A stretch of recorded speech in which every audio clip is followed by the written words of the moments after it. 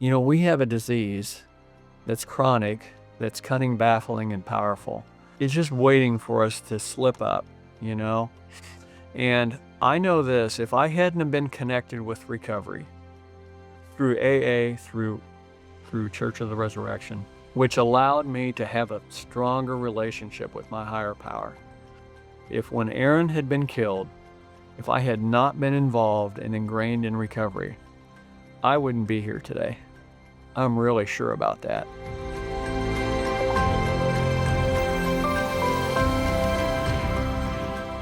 So you're keeping a secret and things have gotten out of control.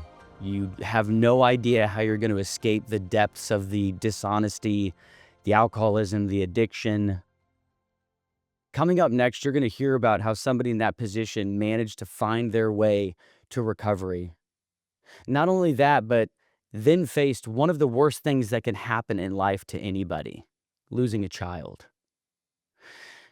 How are you supposed to maintain your recovery after going through something like that and working so hard to find your recovery in the first place? Up next, we have the distinct honor and pleasure to talk to somebody who is closely related to my story and a large part of the reason I'm here today. Tom Langhofer, who recently retired but was a large part of forming Resurrection Recovery at Church of the Resurrection. Tom is going to lead us through how alcoholism and addiction can happen to anybody, regardless of your standing in community. He's going to walk us through his recovery process of finding sobriety. He's going to talk about how he overcame one of the most difficult things that can happen to somebody in life. And he's also going to touch on how he has used his experience to inspire and encourage others in the community with similar struggles. This is going to be a very powerful conversation, and you're going to want to hear it. Hello, everybody. Welcome back to this month's episode of Finding Mental Wellness. I am your host, Taylor Brown, and today we have the distinct honor and pleasure of talking with Tom Langhofer, who's been a dear friend of mine and also was the recovery pastor at Church of Resurrection here in Leawood, Kansas for several years before he just recently retired. So, Tom, thank you so much for being here and for spending time with us. You bet, Taylor. My honor. Well, I think there's probably a lot of people that would love to hear about your story and what you've been through. I know that there's a lot of folks that see you at the church and know that that's your, that was your career. But we would love to hear more about what brought you into recovery. I sometimes I like to think I grew up with a sort of a normal childhood, and yet I did have some issues. As a kid, I grew up in nearby Lawrence, Kansas. And I did, as a child, I was molested multiple times by a Mm. neighbor and also a close family friend. That was between the ages of 9 and 11. And I kind of buried that all deep down inside. But Yeah, I imagine. I know that affected me greatly. My dad left our family when I was 11. He moved out and moved in with another woman, and so that was traumatic, as well. So those two things is in my childhood. Later in life, I mean, I buried those down, just I think out of survival mode, to resurface later. But grew up, I was pretty popular in high school.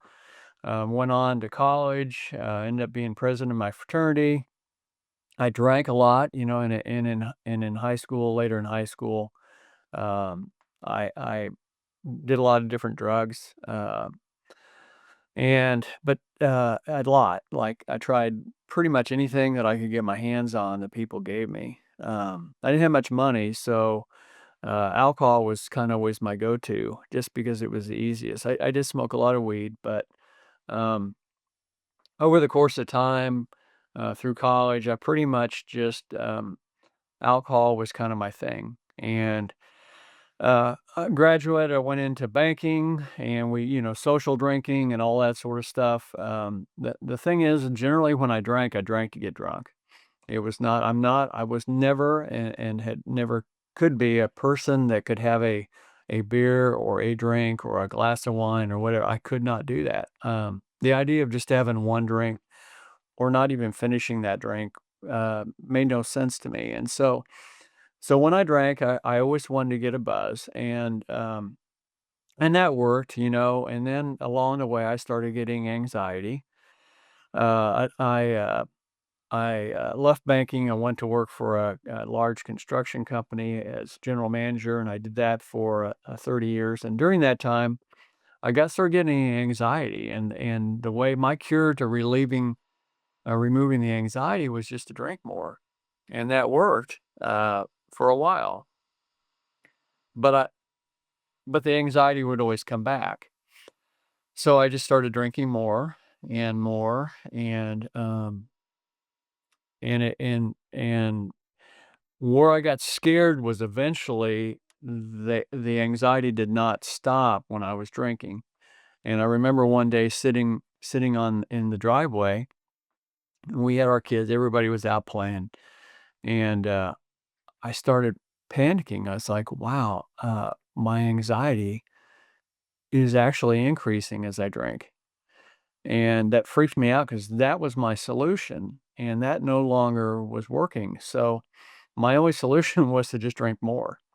And so that's what I did for a while, and I ended up having in the middle of the night, I ended up having a nervous breakdown, and, uh, my wife took me to the hospital, emergency room, and, it was at that point, on a early morning when I had to confess to the doctors that I was drinking the emergency room doctors that I was drinking a quart of vodka a day.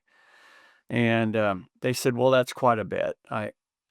Interestingly enough, the emergency room doctor was my personal physician who was on call No covering. way. And so, yeah, and I really hadn't seen him very much, but he knew who I was, and he knew I was his patient. And so what are the odds of that? That I Oh walk my into the gosh. emergency room and there walks in my personal doctor.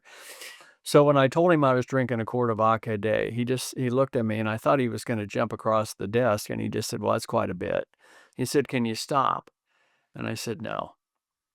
And so he put me through a 30-day detox program and, put me on some, anxiety medication. And he told me, he said, "Now you can't drink, you shouldn't drink when you take this medication because it's gonna negate the effects of the medication you're going on." Uh, and all I heard him say was, "Don't drink for 30 days," because I really had no intention of stopping at that point. So, but I will tell you, that 30 days was really a good experience. I mean, I was so proud of myself. I got to 30 days sober. I felt good. The medication was working. I wasn't feeling the anxiety, and I got so confident in myself that I thought, "Well, you know what? I can I can drink again. I can drink responsibly."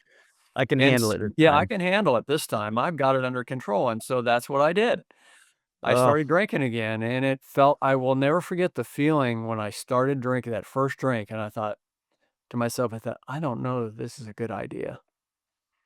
But I did it, and, I semi-controlled the amount I drank that night, and I did it again the next night. And that's kind of the last I remember as far as being able to control my drinking, and then I went right back to the ways of old. Um, the quantities I was drinking, was still I was drinking at least a quart at this time. The anxiety started coming back, and, so my solution this time now was to start mixing Ambien and Klonopin, oh boy. and Xanax into the equation because that took the so and I did, so I'd get these mail orders, and you could still do that back then, and I'd cut them up in little chunks, put them in a baggie, and carry those around with me, so I'd have my vodka that I was still drinking, and by the way, now I was drinking in the mornings too. I had gone to full day drinking, Yeah. um, when my wife would jump in the shower, I would run down to the garage because I had a bottle hidden in the garage, and I'd take 4 or 5 hits off that, run Mhm. back up into bed. So as far as she knew, I'd been in bed the whole time, but I was already drinking and the shakes. I Mhm. had the shakes and scared to death. So the Klonopin and all that would cut that helped, but I'm a walking Mhm. zombie. I'm still working. Somehow or another, I was still able to work, but I was losing my marriage. I was losing my job. I had two kids in high school. Mhm.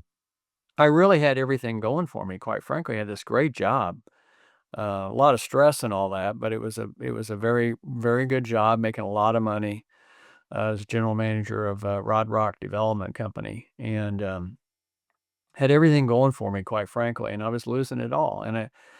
And I was, everything I did. So we had all these job sites around town. I hid bottles on all the job sites.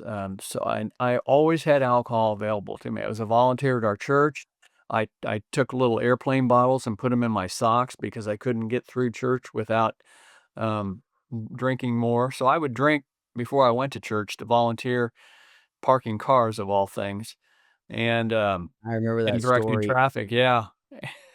Did any of your peers at work or anybody else know or ever catch you taking pulls at the job site, or did your kids have any inclination or ever look at you away like, "Are you okay?" Or was there anybody that knew, or were you pulling the wool over? People knew that I could because I would hide these bottles on the job sites, but in the construction industry, is nobody Yeah. really, it's like, man, you can really put it down, So it was It's kinda more, normal, yeah, it yeah. wasn't it wasn't frowned upon. Now, my boss knew I was drinking quite a bit, but not to that. Nobody knew I was drinking to that degree. Um, I really was able to pull it over. I was on a bank board. I was drinking before the board meetings. I was chairman of economic development for the city of Shawnee. I was on the Olathe Economic Development Board, and I was drinking at all these things. I was chewing a ton of gum, Mhm. but I was paranoid that you people could, it was just a horrible life. Wow. And um, It's yeah, a lot of hiding, a lot right? of And hiding. Yes. plain sight that kinda chips away at the soul. I remember what that feels like. Yep. Yep. And so I just remember one morning I was laying there in bed and I was just about to get up and go um, down to the garage, and I just was laying there. I was like, I can't believe I've gotten to this point. Um, I have I have everything going for me, and I'm a drunk. I'm a drunk. Um, and I, and I did not really have a relationship with God at that point, even though I was a volunteer at our church and very active in at our church, and my face was even on the front page of our church website, and I thought I was Mm. so filled with so much guilt and shame for that. I said, if they only Mm. knew, and and I was just laying there. I was like, I said, God, God, I'm not particularly happy with you, and I know you're not happy with me, but I need, I give up. I give up. Please help me.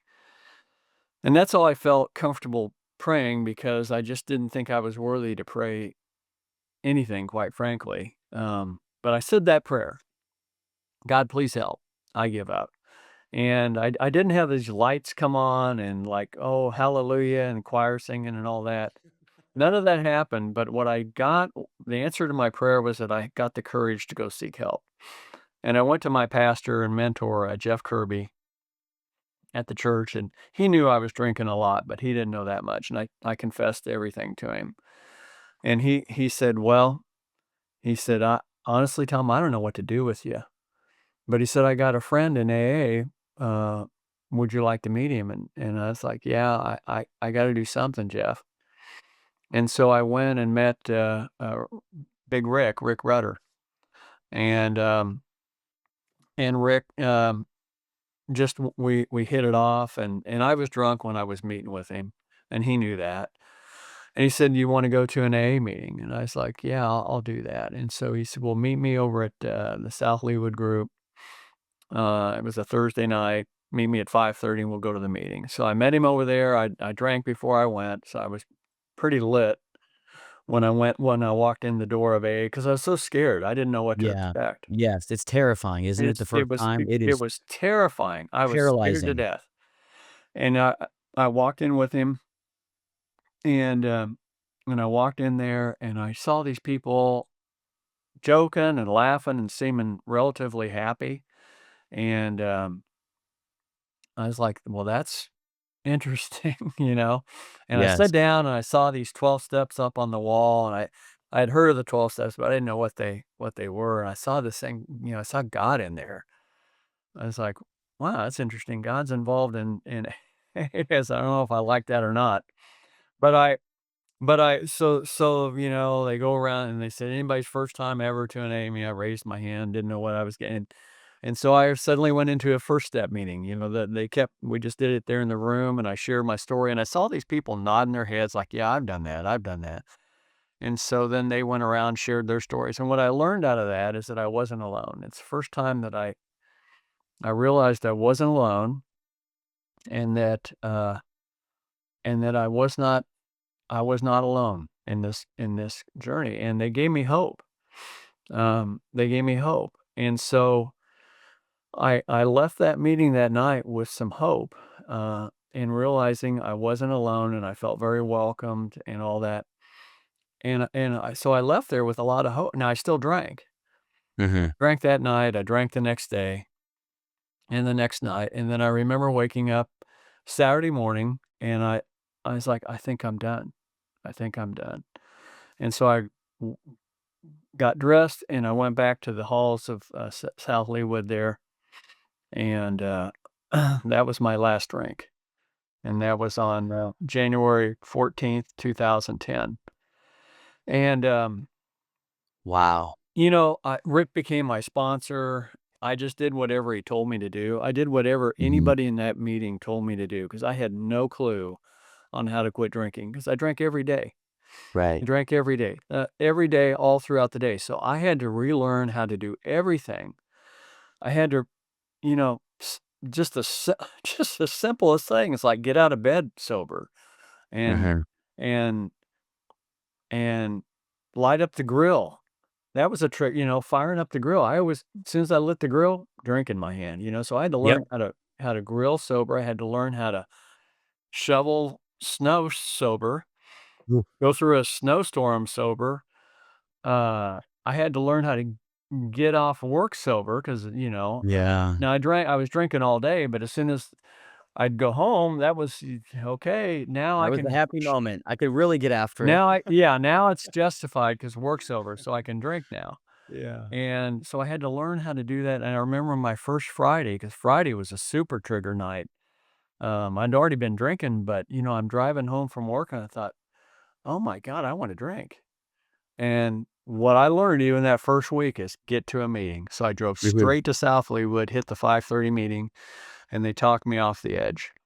Somehow or another, I kept putting one day at a time into action and have, been able to stay sober ever since. And I really bought into the program. I did 90 meetings in 90 days, which Yep.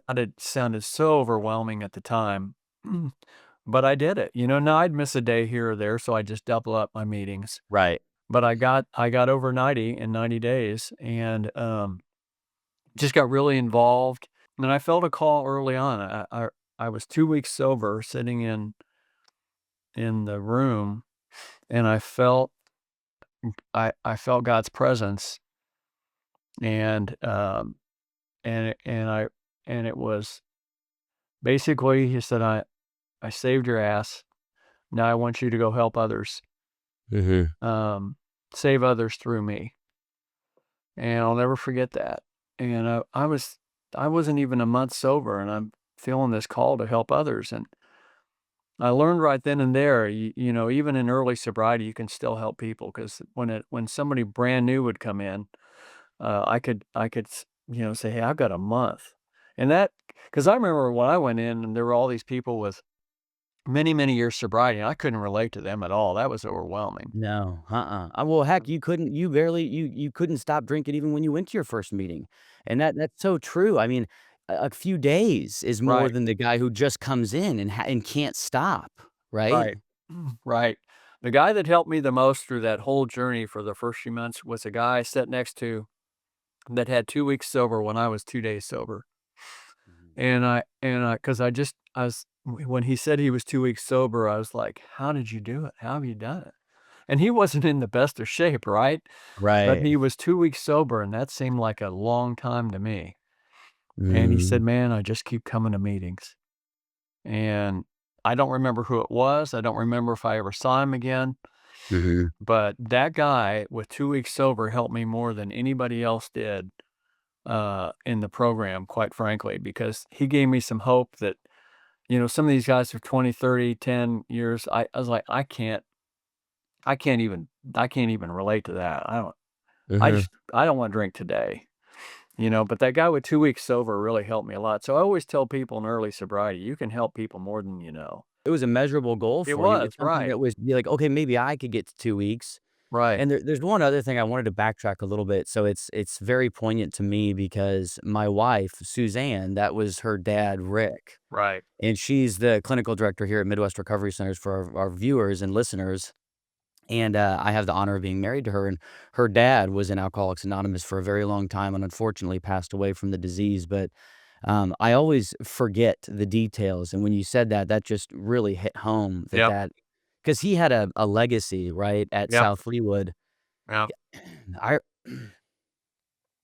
I remember sitting next to him in meetings, and, he had that presence that, just made you feel safe, and, yep, he reached out to a lot of young men, and helped a lot of people.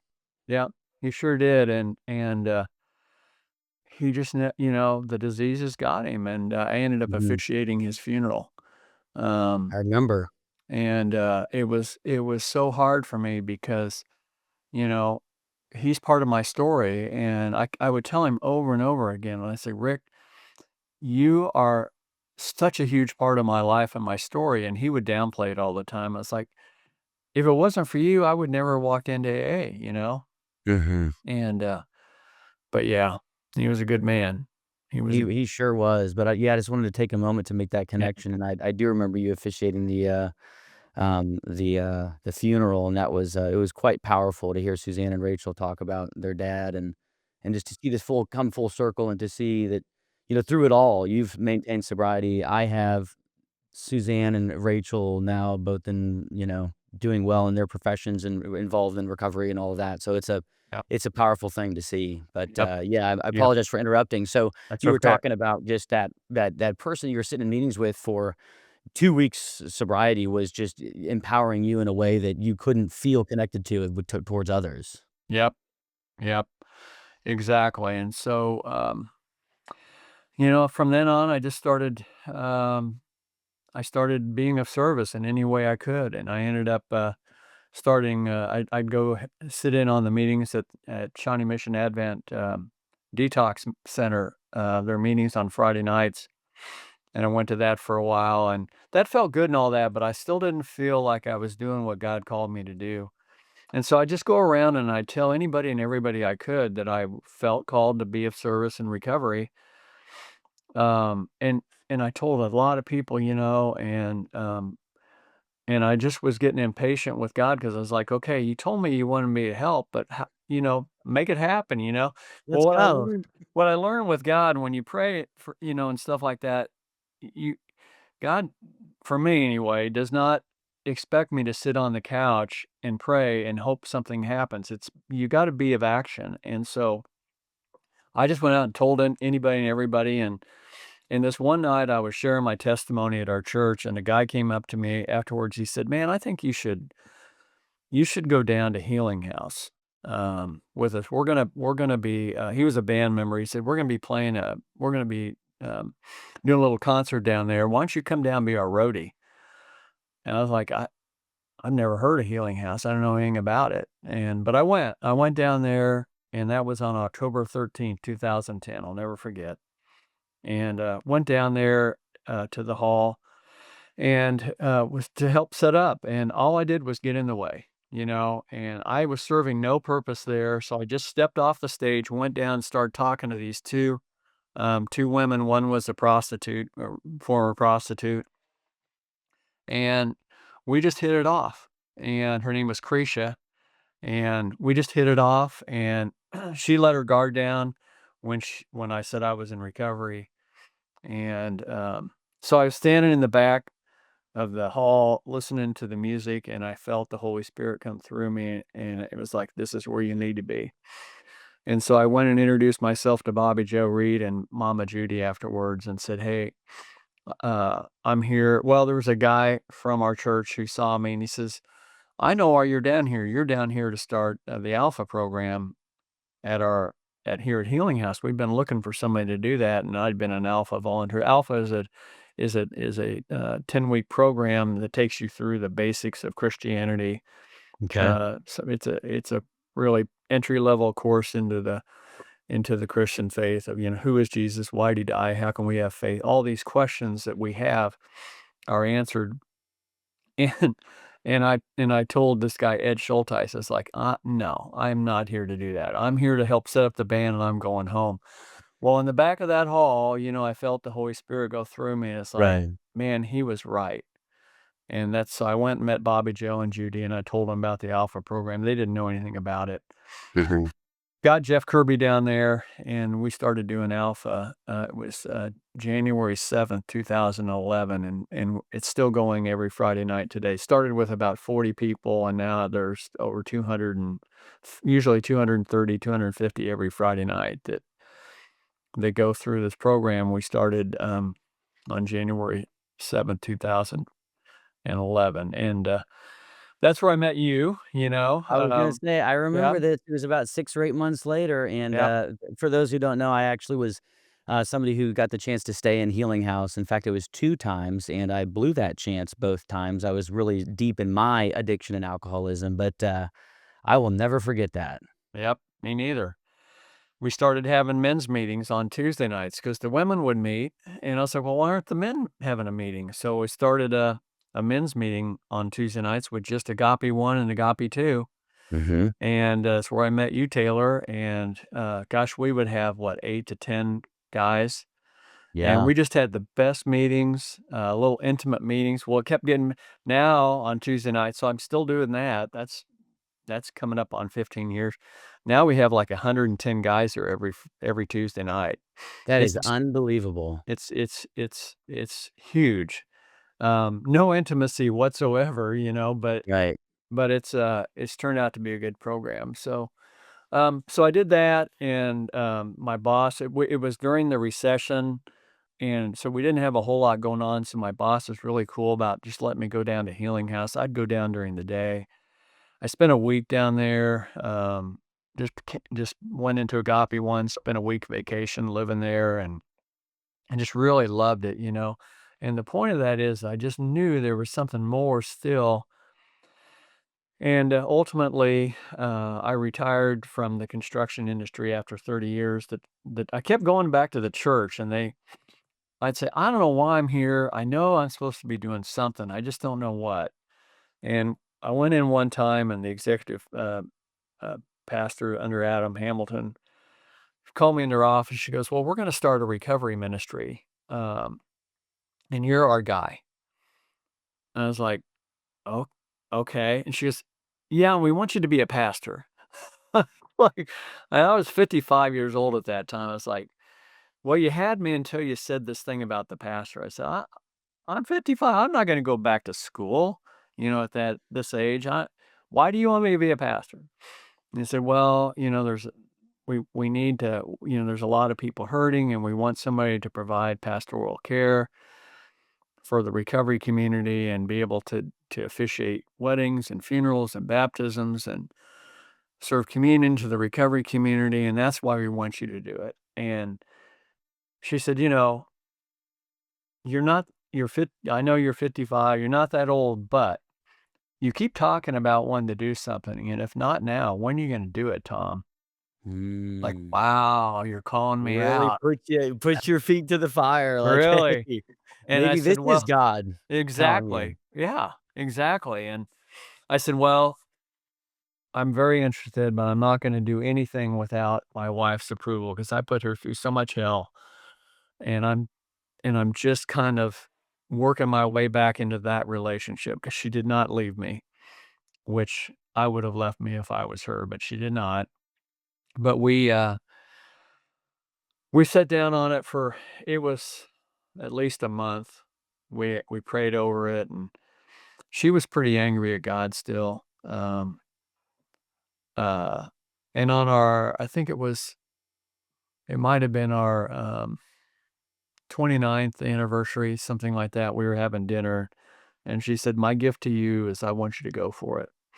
And I just started bawling right there at dinner. Oh, man, that's gonna make me cry. I was so fired up about that, and so I called the church, and I ended up, enrolling in seminary and went through so, anyway, I started working the arrangement was I was able to get credentialed, through a process called licensed local pastor to where I could start being a pastor while going to school, while still working at Rod Rock Development. So I was full time at Rod Rock. I was a quarter time pastor at the church and going to seminary all at the same time. It Oh was my nuts. gosh, you are so busy. It was crazy, Taylor. Oh my gosh, how are you doing that?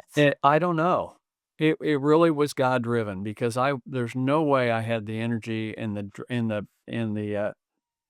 smarts and the attention span. You know, I'm not as ADD as you, but I've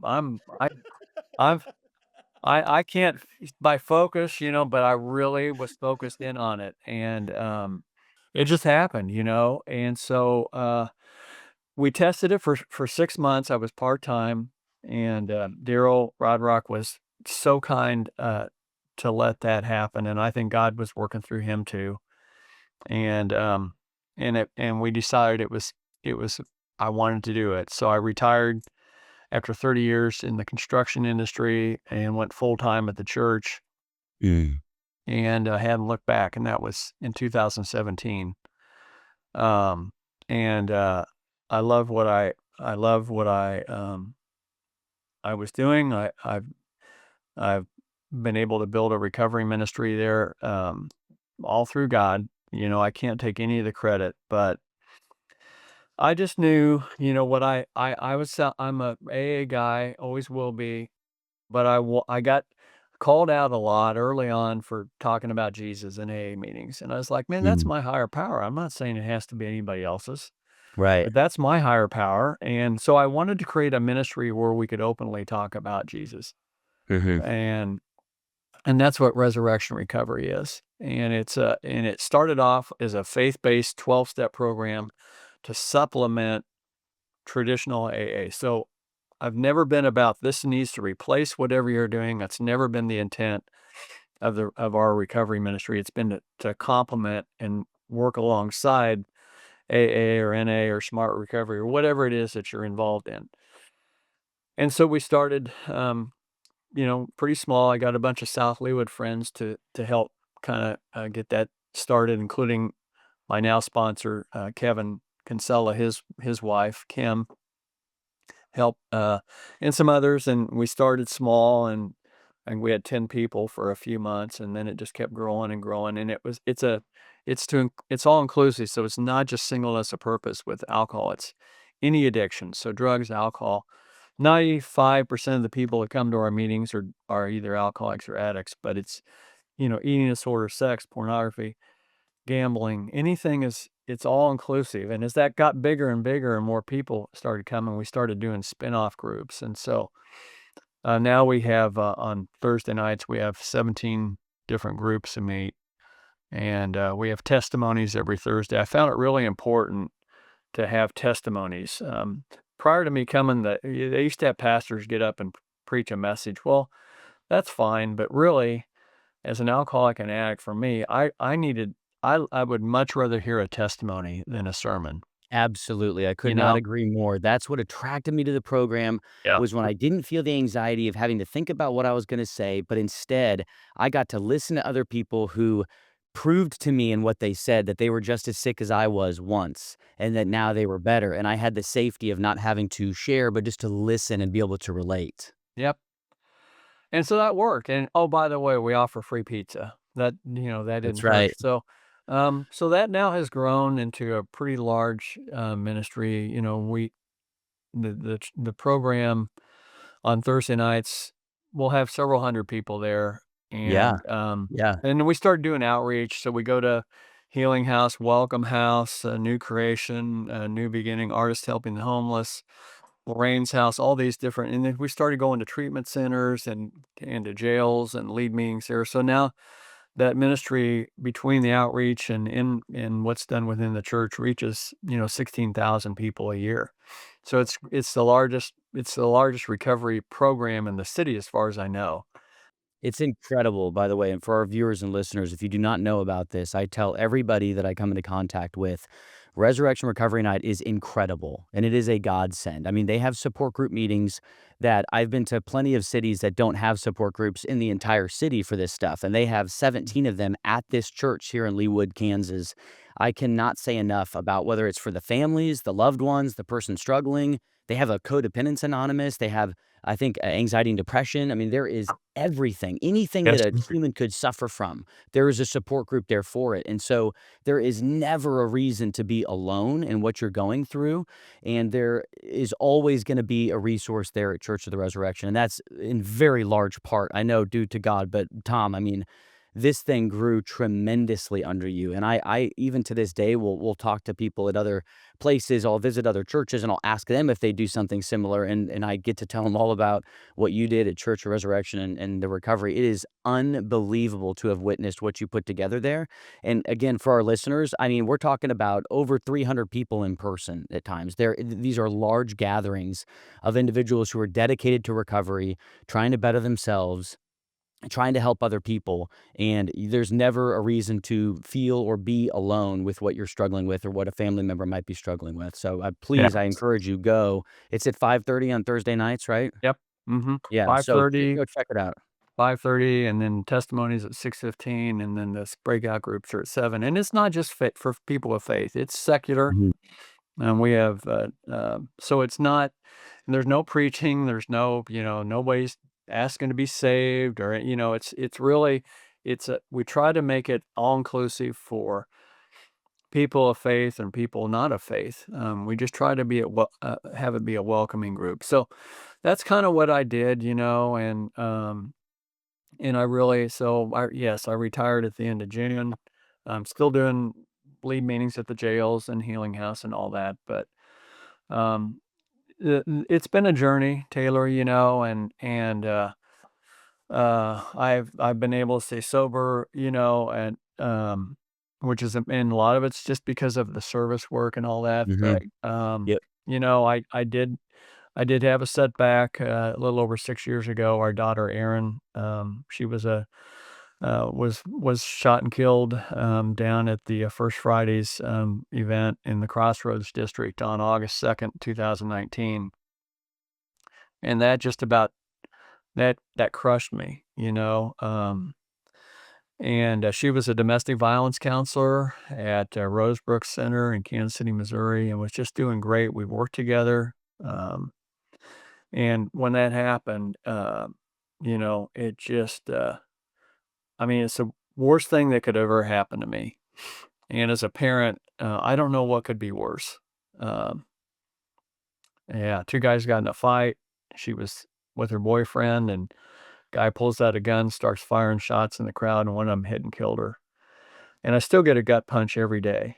Every single day I get a gut punch. Like, I can't believe that actually happened, but it did. And I will tell you this, the reason, because I thought, why have I not drank over that? Because I Right. have a really good reason to drink. Oh, In yeah. my mind, I Oh, thought, yeah. and I haven't, honestly, I haven't even had a desire to drink over that. And I think, how can that be? How can a guy that drank every single day, all day, go through something like that and not even think about drinking? And I don't know that to say I never thought of it, that might not be accurate, but basically not really. Right. And it was because, of the program of AA and Resurrection Recovery and my relationship with Jesus, who saved my life to begin with. And I say this, this is very important to me. It's easy to get complacent in recovery. You get some sobriety under your belt, things are going well, and so you can kinda lay off your program. I don't have time, da da da da da." And I saw that happen to a lot of people, and I made a conscious effort to always stay involved in recovery. And so I had a little about a year sobriety, and I started getting involved in Healing House, and I started doing a lot of stuff down there, and I got really involved in our church, and I backed off of AA a lot. And I remember, I going in there, and Kevin came up to me. He said, "Man, I haven't seen you in a while. How you been?" He said, "Oh, I'm doing great, man. I'm really involved in Healing House and our church and da da da da da." He said, "That's really great." He said, "But where you been?"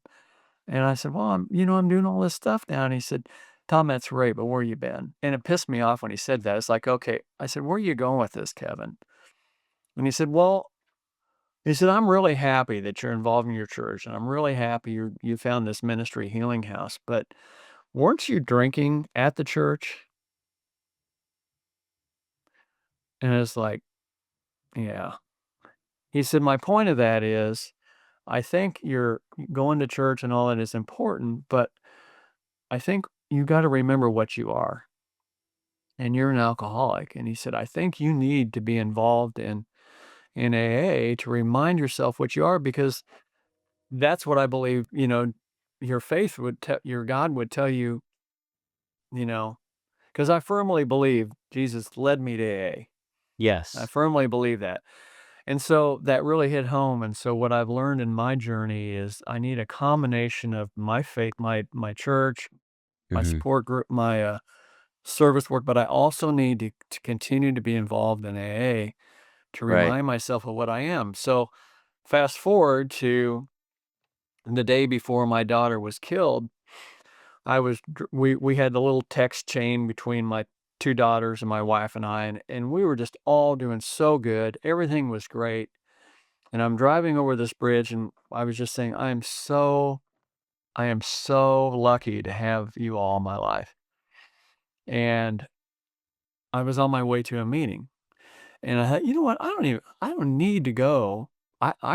Everything's going great. I don't need." But I thought, I want to keep going, because I learned to like meetings. I really like them. Right. And I just, so part of my testimony is, we have a disease that's chronic, that's cunning, baffling, and powerful. Mm. And it's just waiting for us to slip up, you know? And I know this, if I hadn't have been connected with recovery through AA, through Church of the Resurrection and Resurrection Recovery, which allowed me to have a stronger relationship with my higher power. If when Erin had been killed, if I had not been involved and ingrained in recovery, I wouldn't be here today. I'm really sure about that. And so after that happened, it was on a Friday night at 10 o'clock. That Sunday, um, I talked to my sponsor, and he said, "As best you can, keep your routine." I was like, "Kevin, but you don't know what I'm feeling." He said, "No, I don't. But as best as you can, keep your routine." Mm. And my routine is to get up every morning, spend time in devotion, contemplation, meditation, read my AA literature, read my Bible, and do some type of exercise of the squirrels that are running around in my head. And so I did that Sunday morning, and I ended up going to a meeting at South Leawood, and I'm just sobbing in the meeting, and I think a lot of people had heard about it, and they were all there to support me. The room was packed, and I just sobbed in the meeting, and I said, and so I just started going to meetings all the time. I couldn't work. I couldn't drive, so people drove me to pick me up and took me to meetings, and I'd sit in there, and I remember one time, a guy named Jimmy Colton, I said to the group, I said, "Man, I'm just scared that I'm gonna drink." And he said, "Tom, we'd be scared if you weren't scared."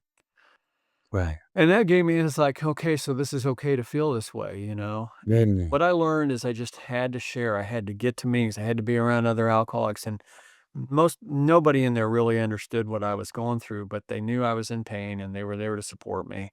And so I've been able to stay sober through that. Every year at her birthday and the anniversary of her death are the worst days of the year. That's never going to completely heal. I know that. The Serenity Prayer has been significant in my life. God grant me the serenity to accept the things I cannot change. I can't change what happened. There's nothing I can do about what happened, but I've got to give me the courage to change the things I can. We formed a foundation called the Do Good for Erin Foundation, and we raise money and clothing and things for people in domestic violence. We've been able to raise so far since she died a little over $650,000. Wow. We've built a house, Erin's house, for women coming out of domestic violence and drug addiction. It's part of the Healing House program. We're getting ready to start another Erin's house for an agency called Friends of Yates. They're the domestic violence shelter in Wyandotte County.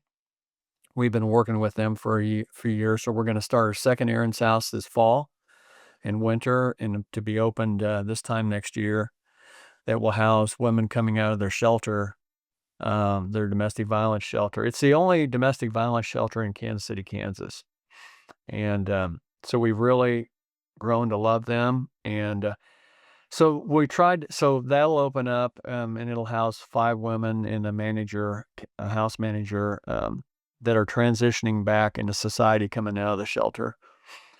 So what we learned is we tried to take really the worst thing that could ever happen to us and turn something good out of it, you know, and so it's helped our healing process. I can only You imagine. know, so we think we think by the end of this pro this campaign year, which starts up in October and runs through the end of the year. Her birthday's December 15th, so we have the actual campaign that day on her birthday or right around that day, and we hope to raise, before it's all said and done, 350 to $400,000 to complete the house, renovate it. It's an existing house they own that just needs a lot of repair and remodel and Right. all that. Mhm. So, you know, Taylor, being of service, giving back, has gotten us out of our own grief, and we really feel proud of what we've been able to do, um, to help others less fortunate.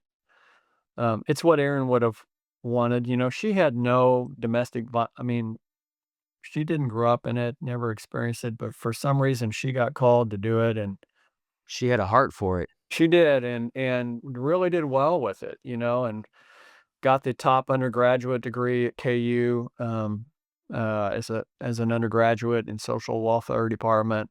Got a 4.0 and masters. Just Wow. excelled. Yeah, she was a top student there, and so another thing we did, we started a scholarship program at KU where we provide 2 $5,000 scholarships annually to students that are trying to get their masters that can't afford it, and they're Oh, nominated man.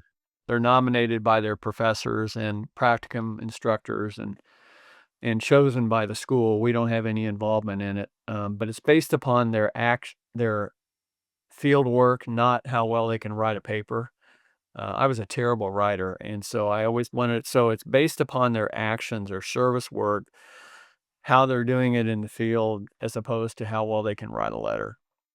I So the love way that. Yeah, it's pretty cool. So we've done, we just finished our 3rd year of doing that. And we made a it's gonna be ongoing. We originally made a 5-year commitment, so we made a $50,000 commitment, but we're gonna continue it. But it's through from raising money, um, and it's a anyway, I don't need to. That's incredible. I mean, I feel speechless. I've known a lot of your story, but all these details coming together, I mean, I can't even.